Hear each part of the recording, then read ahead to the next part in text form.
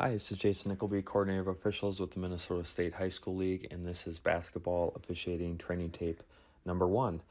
We're going to get started with a season that we weren't sure if we were going to have an opportunity to participate, and so we're really happy for the kids and the officials and the coaches that we get a chance to get out there. It's going to be a challenge, it's going to be different, but I have the confidence that the great officials in Minnesota are going to make it work to the best of their abilities, and we'll keep learning and adapting as we go.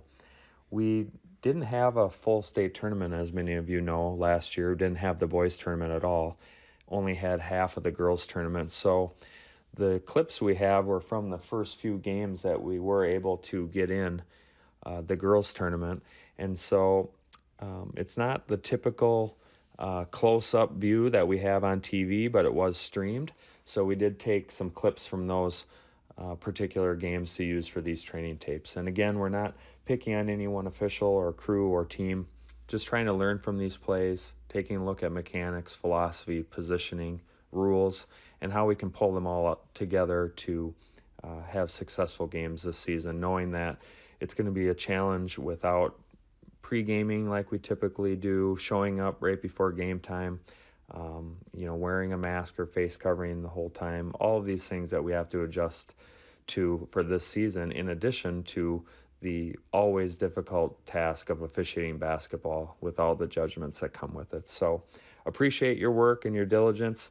We're going to take a look at about 8 plays this week, and we'll keep going through the next several weeks with plays. So with that, let's take a look at some plays.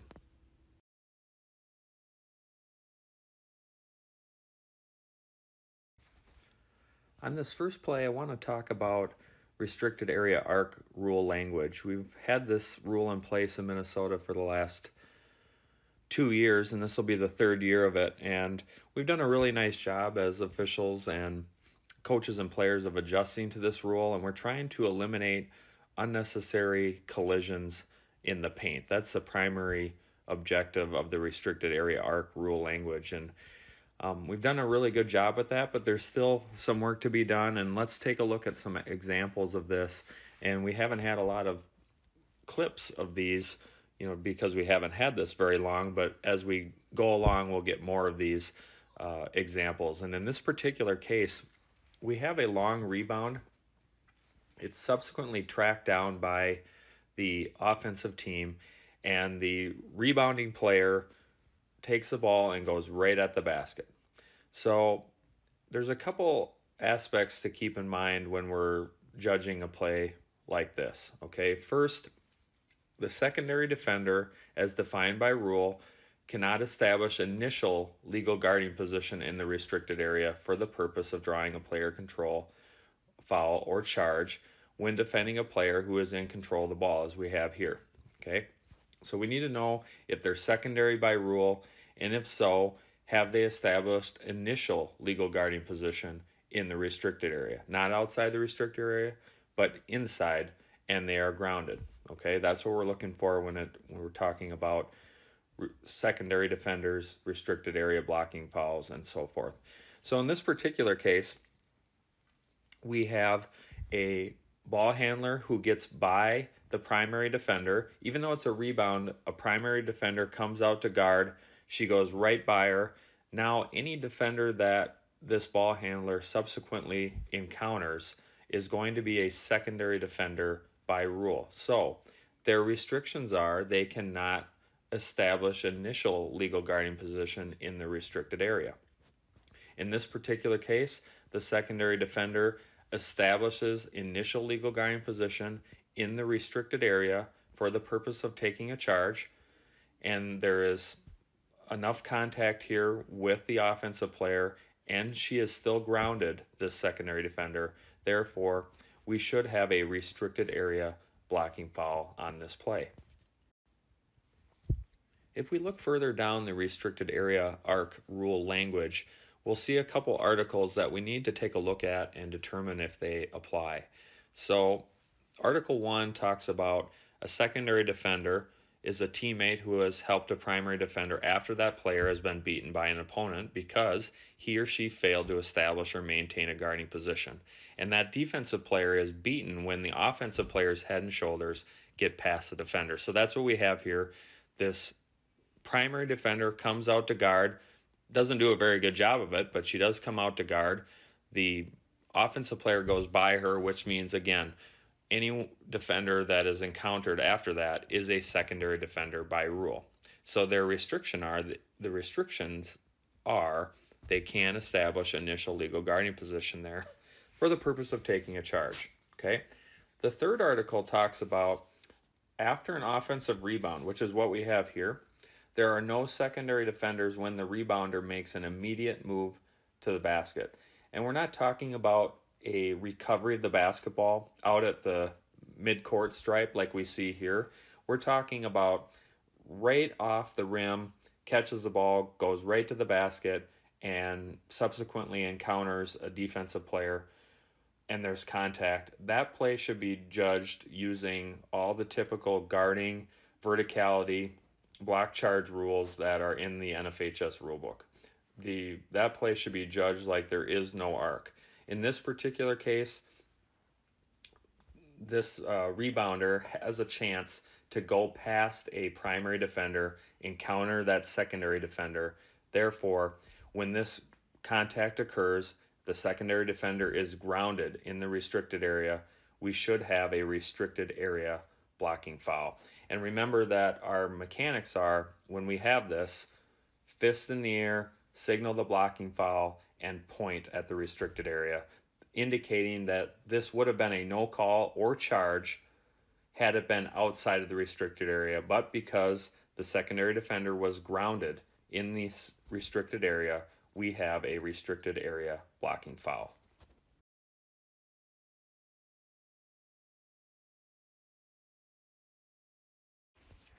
If you recall from our online meeting, guarding rules, verticality, our judgment, communication, mechanics of that situation that happens very frequently in a basketball game is a point of emphasis. And in this particular case, I just wanted to point out our excellent positioning, mechanics, and judgment on this play. So we're going to have immediate dribble drive from the elbow nearest the bench right at the basket.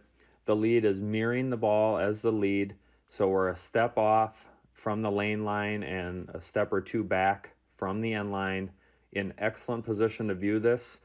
The defender establishes legal guarding position and then maintains it legally. They're allowed to move backwards, obliquely, rise vertically in their vertical plane to maintain their defensive position, which this defender does, and we don't penalize the defender when the contact is initiated by the offensive player, who subsequently loses the ball on her own without contact from the defender, and it goes off of her out of bounds.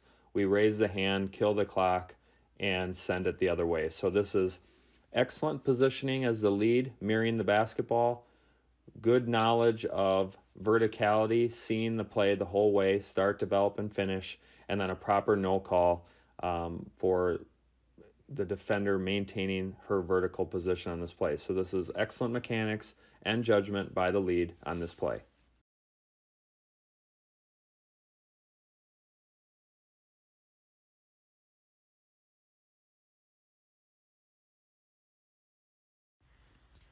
Traveling has been a point of emphasis at the NFHS level and the NCAA level, for that matter, for many years. And there's a reason for that. Picking up the pivot foot with these kids is so difficult because they're so fast and so quick that it's hard to really discern what the pivot foot is doing during the course of a especially athletic maneuver by a player. So when we're talking about traveling violations and judging these plays correctly, we need to pull together the rule and then as well as our philosophy and our positioning mechanics to pull them all together to make sure we get these big violations. So let's first look at the rule. The rule is 444, and there's a number of articles in there, and the one I really want to point our attention to on this particular play, which we have a traveling violation called by the center, is Article 2, and that says that a player who catches the ball while moving or dribbling may stop and establish a pivot foot as follows. A. If both feet are off the floor and the player lands one simultaneously on both feet, either foot may be the pivot.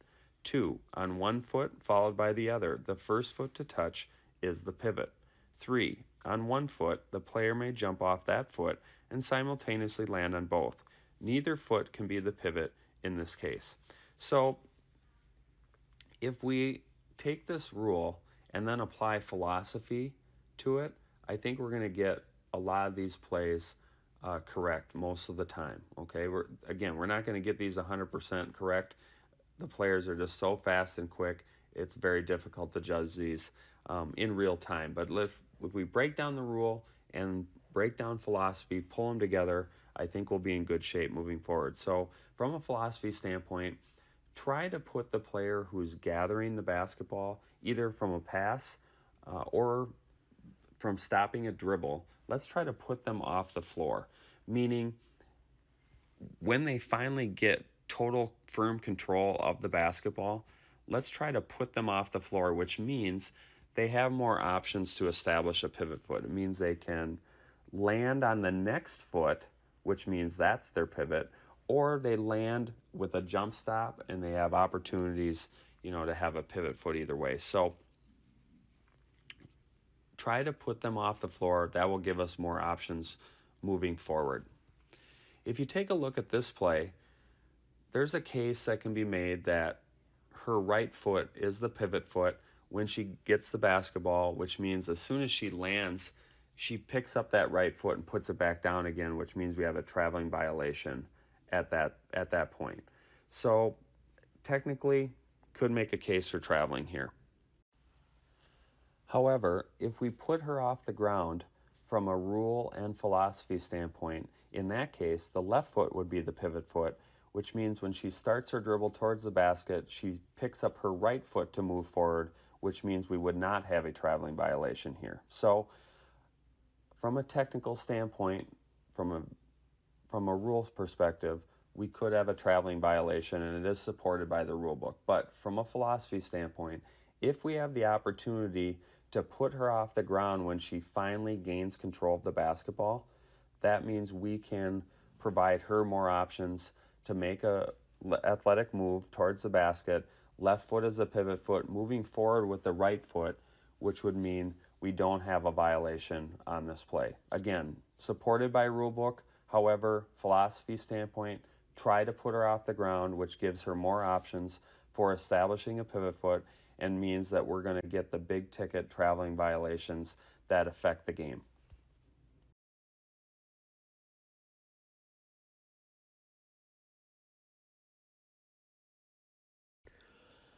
Another example of traveling, in this particular case, the ball is thrown out to the top of the key. The left foot is pretty clearly established as the pivot foot, and she subsequently picks it up and moves it backwards to start her dribble. And remember, if we lift the pivot foot and start a dribble, we're going to have a traveling violation, which is what happens here. So we don't necessarily need it to hit the ground when we're trying to start a dribble. Unlike a try for goal or a pass, in that case, we would need the pivot foot to contact the ground again to have a traveling violation. But in the case of beginning a dribble, as we have here, the left foot is pretty clearly established as the pivot foot. She picks it up, moves it backwards, subsequently touches the ground, which is not necessarily, but it makes it that far and starts a dribble. Therefore, we have a traveling violation. This is properly called by the trail. So excellent positioning, rules knowledge, and judgment on this play. This is a traveling violation and one that we would want called.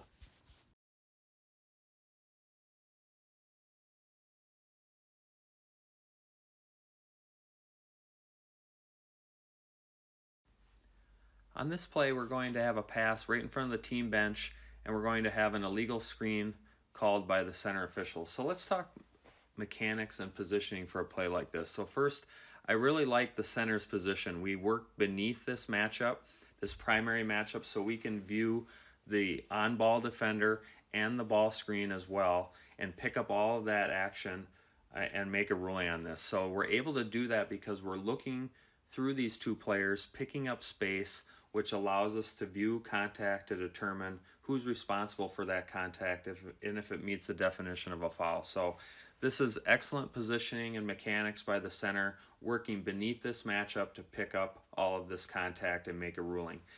Just another point to make here, trails, if you can assist in on-ball screens and have two sets of eyeballs on a play like this, that would be very helpful, because many times when you are the primary official dealing with the on-ball matchup, it's very difficult to officiate the ball handler, the primary defender, and then also pick up screening action near that matchup. So it'd be very helpful if the trail could assist when we have on-ball screens to have two sets of eyeballs on this play. But the center picks up this action and correctly rules the offensive team for an illegal screen. So let's take a look at the rule regarding this play. And we're looking at Rule 40, Section 40, Article 5. When screening a moving opponent, the screener shall allow the opponent time and distance to avoid contact by stopping or changing direction.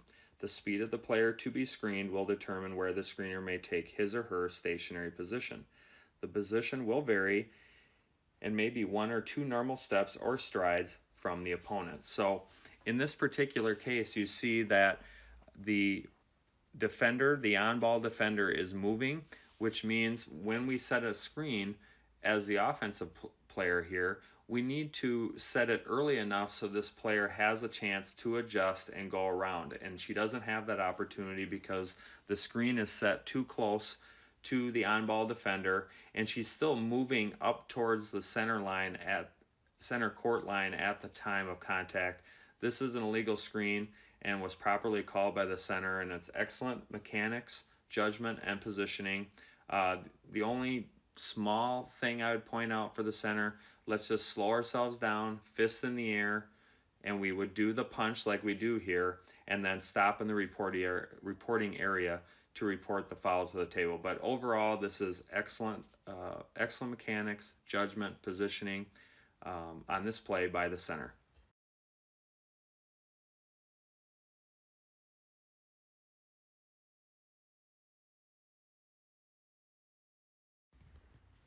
So right off of the illegal screen, we are going to have a throw-in right in front of the team bench.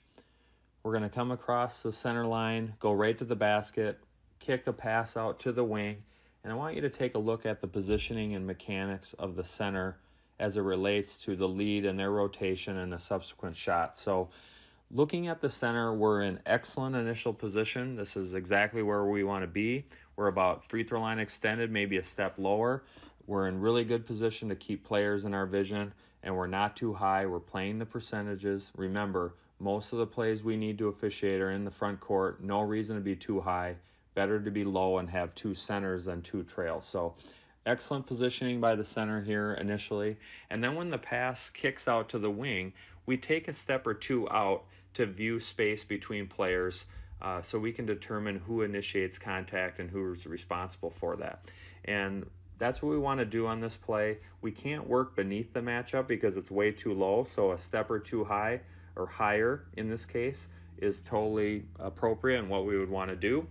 But what I really like is once that player passes the ball out to the top of the key and we have a subsequent dribble drive and shot, our tendency as the center who is going to become the trail with a rotation by the lead, our tendency is to just turn and run or go immediately to our typical trail position. And there's no reason to run out of here like our rear end is on fire. Just stay there and officiate the matchup, which is exactly what we do here, which means when we don't bail, it allows us to be in really good position to view the subsequent jump shot attempt to see if there's any illegal contact, push off, etc. And then we don't bail on the shot. We allow it to go in before going back to become the new lead. So this is excellent initial positioning by the center, good adjustment on the pass, and then when the ball gets kicked out to the top, we don't bail the trail position right away, which is the 28-foot mark. We just stay put and officiate the matchup, which allows us to be in excellent position to view the subsequent shot attempts. So this is a well officiated play from a three-person perspective. This is exactly what we want.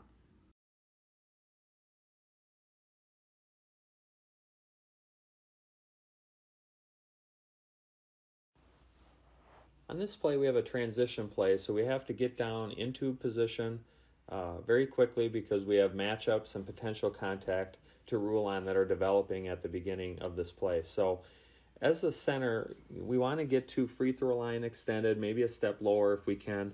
And the reason we want to be in that position and not be so high at center and trail is that it gives the players a better chance of getting in front of us, ones that can block our vision, that so we can't see exactly what takes place and not really see the play start, develop, and finish, so that we can make more accurate rulings when we see it all the way from the beginning. So we want to get to that proper position.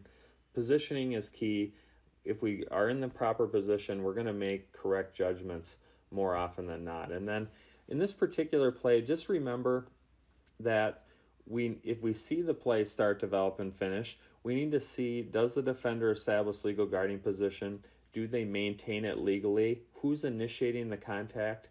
And we don't want to penalize defenders if they establish that legal guarding position and maintain it legally and the offensive player turns into them. Okay, so make sure we don't penalize defenders.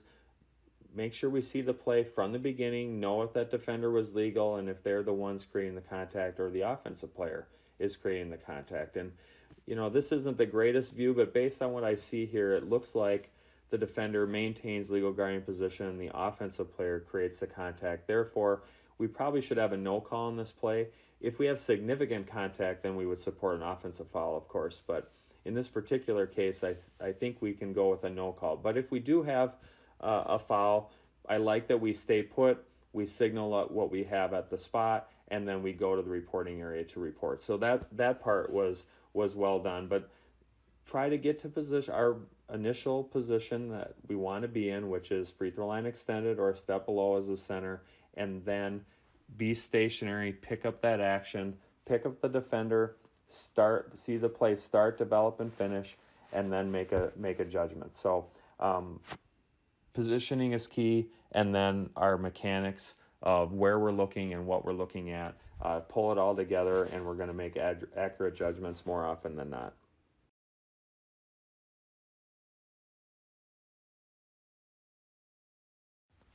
On this last play, we have an excellent example of initial positioning, position adjustment, and mechanics. So take a look at the center. We're in excellent initial position, free throw line extended, maybe a step lower, exactly where we want to be. And then as the ball is kicked out to the wing right in front of us, we position adjust so we're working beneath the matchup. And this is excellent. This is exactly what we want to do because it allows us to see space between the shooter and the defender and pick up if there is any contact, and if so, who's responsible for that contact. And then finally, we take the jump shooter all the way to the floor. We don't bail to go back into the backcourt. We stay there and officiate the shooter all the way to the floor. Then we officiate rebounding action, and then we transition down the court once possession has changed to the defensive team. So this is excellent initial positioning, excellent job of taking the shooter up and down to the floor, officiating the rebounding action, and then transitioning to the new front court. So this is an excellent job by the center in this case. We want to work beneath the matchup again because it just allows us to see that space. We don't want to work above the matchup in most cases because if they poke the ball away, we have a turnover, we're going to get caught up in the wash. If we work beneath it, it allows us to see that space without getting caught up in the play. Now, if you're trail opposite and you see this, or if you're the trail and work beneath the matchup and you're C opposite and see this, you need to be ready to transition down to become the new lead in case the trail or center gets pinned by those players that they're working beneath the matchup. But in this particular case, ball gets kicked out to the wing. We're seeing the rear end and elbows of the player. That's not a good place to be. We position adjust to see space. It's just an excellent example of the mechanics and positioning that we want to see. This is well done by the center.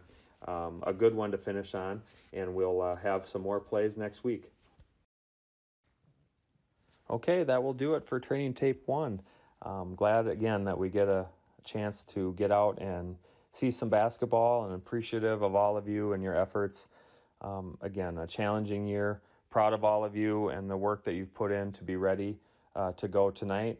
Not sure about the weather, but we'll do the best we can. Make sure you travel safe, stretch, take good care of yourself, because we need you at the end of the season, just like we do at the beginning. So we'll take a look at some more plays next week, but in the meantime, have great games this weekend, and look forward to seeing you all soon.